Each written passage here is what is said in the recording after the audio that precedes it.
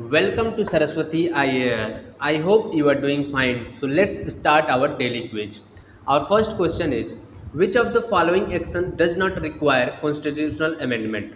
मतलब इनमें से कौन सा ऐसा स्टेटमेंट है जिनमें हमें संविधान संशोधन की जरूरत नहीं पड़ती है। ये मैंने क्वेश्चन इंडियन एक्सप्रेस न्यूज़पेपर से लिया हुआ है और संविधान संशोधन की किस में नहीं जरूरत पड़ी है हमें बताना है। तो पहला ऑप्शन है रीऑर्गेनाइजेशन ऑफ स्टेट, मतलब कि पुनर्निर्माण करें किसी स्टेट का, तो उनमें ज़रूरत पड़ेगी कि नहीं पड़नी ये बताना है। एक्विजिशन ऑफ फॉरेन टेरिटरीज, और थर्ड है रीनेमिंग स्टेट्स, मतलब किसी भी स्टेट का अगर नाम बदलते हैं, उसकी बाउंड्री बदलते हैं, इस तरह की चीज़ों में, या फिर एक्विजिशन किसी भी फॉरेन टेरिटरी को इंडक्ट करते हैं इंडियन टेरिटरी में, तब हमें संविधान। देखिए तीनों ऑप्शन जो हैं उनमें से आपका डी ऑप्शन इसमें सही है, तीनों में आपकी ज़रूरत नहीं पड़ेगी, क्योंकि आर्टिकल 3 आप देखेंगे, जब आर्टिकल 3 आपका कहता है कि किसी भी स्टेट की अगर बाउंड्री अल्टर करते हैं, किसी भी स्टेट को अगर आप रीनेम करते हैं, किसी भी स्टेट अगर रीऑर्गेनाइज करते हैं, इन सब चीज़ों में आर्टिकल 3 आ जाता है और ये कहता है कि आपको संविधान संशोधन करने की कोई ज़रूरत नहीं है। अगर आप सेकेंड स्टेटमेंट जाएंगे तो ये भी आर्टिकल 2 के तहत रूल किया जाता है और किसी भी फॉरेन टेरिटरी को हम लोग इंडक्ट करते हैं एक्विजिशन करके, और उसमें संविधान संशोधन की जरूरत नहीं पड़ेगी। तो डी ऑप्शन इसमें सही है। अब हम चलते हैं नेक्स्ट क्वेश्चन पे। ये भी मैंने इंडियन एक्सप्रेस न्यूज़पेपर से लिया हुआ है। क्वेश्चन है the distinguishing features of federal government, जो संघीय सरकार है उसमें से कौन सी इसमें से फीचर है जो संघीय सरकार की है।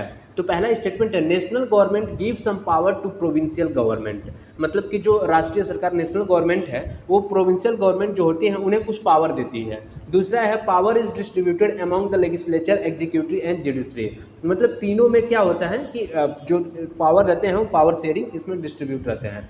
और तीसरा है elected official exercise supreme power in the government, जो भी इलेक्ट करके आता है वो गवर्नमेंट में सुप्रीम पावर को होल्ड करता है, मतलब एक्सरसाइज करता है। और चौथा है government power is divided between different level of government. देखिए संघीय सरकार क्या होता है, अगर यूनियन गवर्नमेंट ले लें, आप स्टेट गवर्नमेंट ले लें, अगर कोई आपके पास थर्ड टायर की भी है, जैसे मान लेते हैं पंचायती इंडिया में है, तो इनमें क्या रहता है पावर शेयर रहता है, मतलब कुछ पावर यूनियन को दिए रहते हैं, कुछ पावर स्टेट को दिए रहते हैं, कुछ पावर यहाँ तक कि पंचायत को भी दिए रहते हैं। ये इंडिपेंडेंट रहते हैं। देखिए लिस्ट है, आप देखेंगे स्टेट लिस्ट है, यूनियन लिस्ट है, फिर कॉन्करेंट लिस्ट है। तो यूनियन उसमें अपने पावर बना सकते हैं, जो पावर है वो होल्ड करेगी, उस पावर के अनुसार वो लॉ बना सकते हैं यूनियन लिस्ट से। फिर स्टेट है, स्टेट लिस्ट से, कॉन्करेंट में दोनों बना सकते हैं, मतलब पावर शेयरिंग रहता है तीनों में एक बराबर, जिसे कि लगे फेडरल संघीय सरकार इसे कहा जाता है, कुछ पावर शेयरिंग रहेंगे। तो डी ऑप्शन इसमें सही है आपका, और सारे ऑप्शन इसमें गलत थे संघीय सरकार को लेकर। अब चलते हैं नेक्स्ट क्वेश्चन पे। ये क्वेश्चन मैंने सरस्वती IAS मॉक टेस्ट से लिया हुआ है और क्वेश्चन है which one of the following statement reflects the correct meaning of the term equality in Indian context, मतलब भारतीयों के संदर्भ में इसमें से कौन सी समानता को सही तरीके से डिफाइन करता है, मतलब कौन सा रिफ्लेक्ट करता है सही तरीका इक्वेलिटी समानता का। The options of restraint on the activity of individual, मतलब कोई एक इंडिविजुअल है उसकी एक्टिविटी को रिस्ट्रेंट करना, रोकना कि तुम ये ना करो वो ना करो, ऐसी चीज़ है तो इक्वेलिटी को दर्शाता है। या फिर the options of special privilege to any section of the society, किसी भी एक सेक्शन को हम कोई ज़्यादा प्रिविलेज ना करें, ये चीज़ें ऑप्शंस रहना चाहिए सोसाइटी से, तो या इसे इक्वेलिटी कहेंगे। या फिर non discriminate between people on the basis of only economic factor, मतलब इकोनॉमिक फैक्टर को लेके, मतलब कोई धनी है या फिर गरीब है, इन सब चीज़ों को हटाकर और डिस्क्रिमिनेट नहीं करना चाहिए, नॉन डिस्क्रिमिनेशन होना चाहिए। एलिमिनेशन ऑफ जो प्राइवेट प्रॉपर्टी है उसे एलिमिनेट करना। देखिए अगर आप इक्वेलिटी के संदर्भ में, वो भी इंडियन के कॉन्टेक्स्ट में आप देखेंगे, तो जो स्पेशल प्रिविलेज है जो आपका बी है वो सही है। हमें स्पेशल प्रिविलेज किसी एक पर्टिकुलर सेक्शन की सोसाइटी को, हमें उन्हें कोई प्रिविलेज नहीं देना चाहिए, वो चीज़ें ऑप्शंस रहने चाहिए, वहाँ पे नहीं होनी चाहिए। तो बी ऑप्शन आपका क्या सही है। और अगर पहला आ जाएंगे तो इंडियन कॉन्टेक्स्ट में ये लिबर्टी को रिप्रेजेंट करता है। अगर केवल इकोनॉमिक फैक्टर को आप लेकर आ जाते हैं तो कम्युनिज्म को, जो इंडिया में है ही नहीं, तो ये चीज़ें गलत थी। बी ऑप्शन इसमें सही है। मैंने चौथा, ये भी मैंने सरस्वती IAS के मॉक टेस्ट से लिया हुआ है।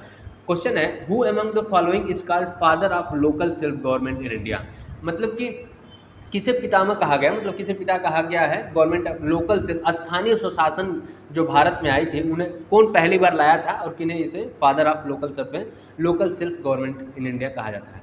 तो लॉर्ड विलियम बेंटिक, दूसरा है महात्मा गांधी, लॉर्ड रिपन और गोपाल गिरी शमशेर। अगर लॉर्ड रिपन को लेंगे हम तो 1882 में इन्होंने इंट्रोड्यूस किया था लोकल सेल्फ गवर्नमेंट को। एलएसजी को क्या किया था, इन्होंने इंट्रोड्यूस किया था और इनमें कई सारे पावर्स देके एम्पावर किया था, लोकल के जितने भी कुछ पावर देके उन्हें एम्पावर किया गया था। तो 1882 में पहली बार इंट्रोड्यूस किया गया था लॉर्ड रिपन द्वारा, और लॉर्ड रिपन को ही father of local self government in India कहा जाता है। मतलब सी ऑप्शन क्या है, सही है। चलते हैं नेक्स्ट क्वेश्चन पे। नेक्स्ट क्वेश्चन है which of the following factor affect distribution of temperature of ocean water. मतलब समुद्री पानियों में जो तापमान है, टेम्परेचर है, वो कैसे डिस्ट्रीब्यूट किया जाता है, मतलब किन किन फैक्टरों पे मतलब डिपेंड करता है। तो पहला है लेटीट्यूड, अक्षांशीय पे, दूसरा है unequal distribution of land and water, तीसरा है प्रिवेलिंग वाइंड और चौथा है ओशन करंट। देखिए लेटीट्यूड, अक्षांश, अगर आप इक्वेटर से पोल की तरफ जाएंगे तो आपको टेम्परेचर डिफरेंस देखने को मिलेगा। मतलब इक्वेटर से अगर आप पोल की तरफ जाएंगे टेम्परेचर क्या होता है, डिक्रीज होता है, घटता है। तो इनमें भी आप ओशन करंट का भी, ओशन वाटर में भी हम लोग देखेंगे कि टेम्परेचर डिफरेंस लेटीट्यूड के कारण होता है। Unequal distribution of land and water, मतलब कहीं लैंड है कहीं पानी है, इन कोई इक्वल डिस्ट्रीब्यूशन नहीं है, कहाँ लैंड कहाँ पानी, ऐसा कोई डिस्ट्रीब्यूशन नहीं है, इनके कारण भी हमें देखने को मिलता है। प्रिवेलिंग वाइंड, वाइंड के बहाव, हवा के बहाव की वजह से भी टेम्परेचर डिफरेंस हमें देखने को मिलता है।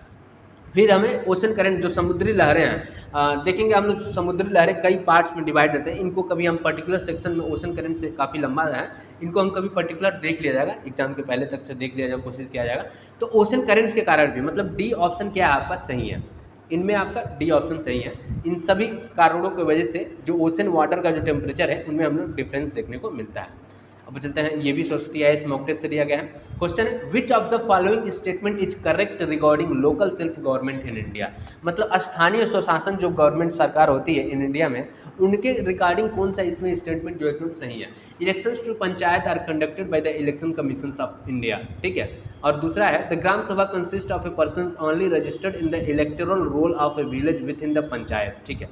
तीसरा है panchayat can not be dissolve before its complete 5 year terms, ठीक है। The panchayati raj system eliminate representative democracy provide participatory democracy. देखिए इसमें कहा गया स्थानीय स्वशासन जो भारत सरकार की है उनमें से कौन सा सही है।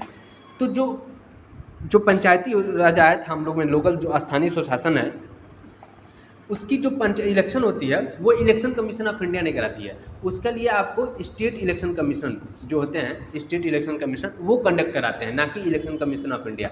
और जो ग्राम सभा है, तो पहला स्टेटमेंट क्या हुआ, गलत हुआ। दूसरा है ग्राम सभा कंसिस्ट, ये स्टेटमेंट आपका सही है। जो पंचायत के अंदर जो लोग रहेंगे वो, मतलब उसी पंचायत, जो अगर मान लीजिए किसी ग्राम में, किसी गांव में अगर हो रहे हैं, तो उसी इलेक्टोरल रोल में वो रजिस्टर्ड होने चाहिए, तो ही वो चुनाव वगैरह जो भी रहेगा वो लड़ सकेंगे, उसी ग्राम सभा से कंसिस्ट होने चाहिए पर्सन को। तो बी ऑप्शन का इसमें आपका सही है। और तीसरा देखिए, अब हम देख लेते हैं, अब हमें ऑप्शन करेक्ट तो मिल गया, लेकिन ये तीसरे और चौथे स्टेटमेंट क्यों गलत है ये भी हम देख लेते हैं। Panchayat can not be dissolve, ऐसा हो ही नहीं सकता। मान लीजिए कोई भी घटना घट जाती है, कई सारे कारण हैं जिसके वजह से हम 5 साल पहले भी डिजॉल्व हो सकती है, ऐसा नहीं है वो फिक्स है कि 5 ही साल तक रहेगा। ये चीज़ें गलत हैं, तीसरी ऑप्शन गलत है आपकी। चौथी है the panchayati raj system eliminate representative democracy, नहीं, ये एम्पावर करता है, एलिमिनेट नहीं करता है, ये भी चीज़ गलत है आपकी।